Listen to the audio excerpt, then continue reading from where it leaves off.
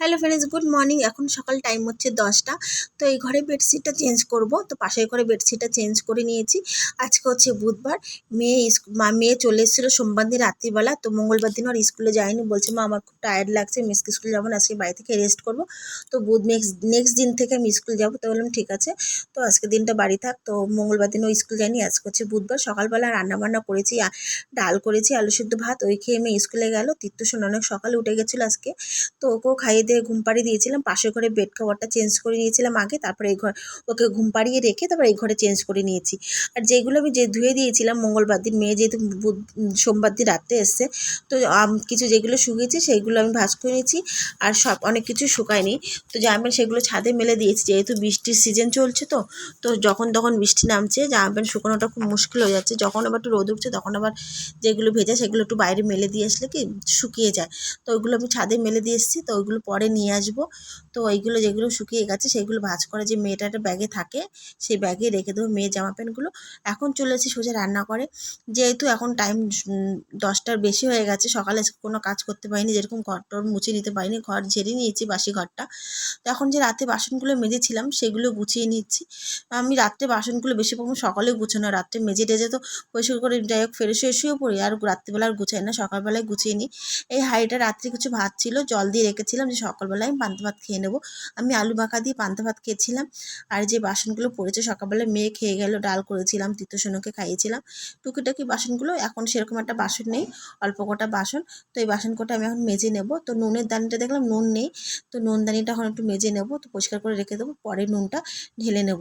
যেহেতু এখন এই কটা বাসন আছে, দুটো থালা, দুটো গামলা, ছোটো ছোটো দুটো বাটি আর একটা হাঁড়ি, জাস্ট এই আছে। আর কালকে আগের দিনে যে মাংস এনেছিল রাত্রিবেলা, ওইটা আমি বের করে ফ্রিজ থেকে আমি জল দিয়ে ভিজিয়ে রেখেছি। তো এই সমস্ত কাজগুলো করে টোরে আমি স্নান করে রান্না করে নেব।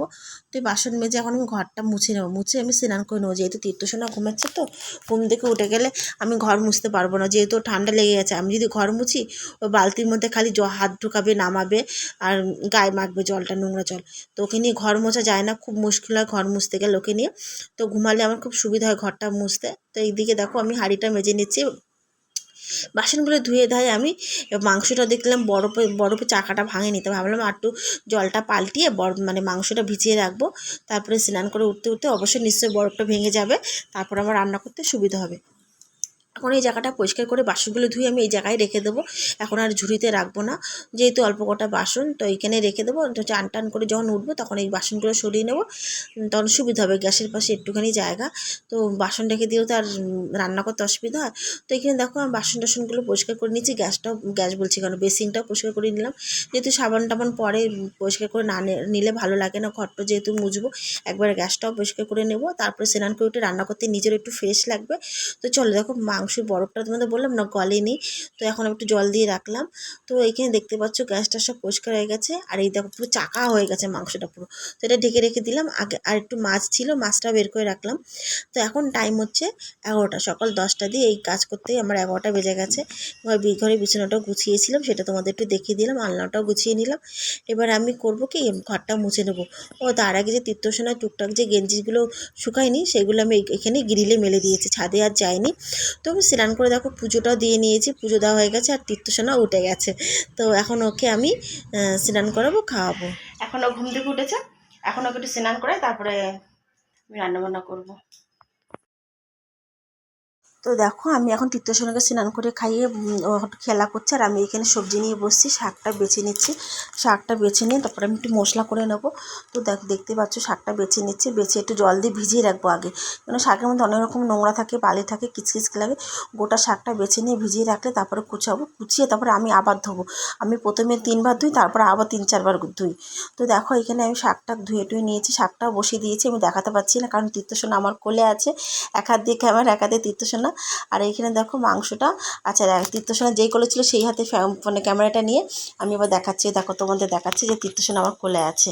তো এদিকে আমার মাংসটা হয়ে গেছে, যেহেতু আমি কষানোর সময় কিছু দেখাতে পারিনি, কারণ তীর্থসেনা আমার কোলেই ছিল, সে ওকে কোলে করে নিয়ে আমার রান্নাবান্না করতে হয়েছে। তো এই এক হাতে ক্যামেরা, এক হাতে ও মানে তীর্থসেনা থাকলে আমি রান্নাবান্না করতে পারি না। তো আমি বললাম রান্নাটা হয়ে যায় তোমার তোমাদের দেখাবো। এখানে আছে শাক ভাজা, আর তো চিকেনটা দেখালাম, আর ছোটো হাঁড়িতে আছে সকালে কিছু ভাত, আর বড় হয়তো ভাত মানে গরম ভাতের উপরে আমি ছোটো হাঁড়িটা রেখে দিলাম যাতে গরম থাকে।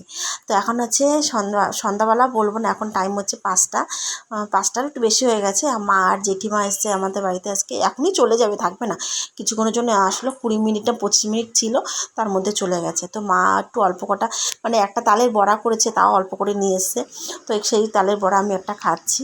আর জেঠিমা নিয়ে এসছে, জেঠিমার গাছের লেবু নিয়ে এসছে। তো এত সুন্দর গন্ধ আমার জেঠিমার গাছের লেবু, মানে গাছ ভরে যায়, এত লেবু হয়। তো এখানে দেখো আমি রাতের জন্য রান্না বসিয়েছি, ভেন্ডি আলু ভাজা আর ভাত বসিয়ে দিয়েছি। আর আমাদের কাছে পেয়ারাও নিয়ে এসছে মা, ছোটো ছোটো পেয়ারা। আর এই যে আমার জেঠি যে লেবু এনেছে দুটো, যেরকম সুন্দর গন্ধ সেরকম সুন্দর রস বেরোয়, খুব ভালো লাগে, বিশেষ করে ডাল দিয়ে খেতে খুব ভালো লাগে এই লেবু। তো এখানে আমি রান্না করেছি, আচ্ছা রাত্রে রান্না হচ্ছে তোমার, দুপুরে তো সে চিকেন আছেই, তো আমাদের 3 জনের হয়ে যাচ্ছে। আর ভেন্ডি আলু ভাজা আর ভাত, এই হচ্ছে রাত্রে রান্না। তো চলো রান্নাটা করে নিই, তারপর তোমাদের সামনে আসছি। তো আমার রান্নাবান্না হয়ে গেছে, সেরকম তো কিছু রান্না করলাম না, তোমরা তো দেখালাম ভেন্ডি আলু ভাজা আর ভাত, আর কি চিকেন আছে, ওতেই হয়ে যাবে। আর এখন টাইম হচ্ছে রাত্রি 10টা, সকাল 10টায় শুরু করলাম ব্লগ, আর রাত্রি 10টার সময় ব্লগ শেষ করলাম। চলো টাটা, সবাই সুস্থ থেকো, ভালো থেকো, চলে আসবে নেক্সট ভিডিও নিয়ে।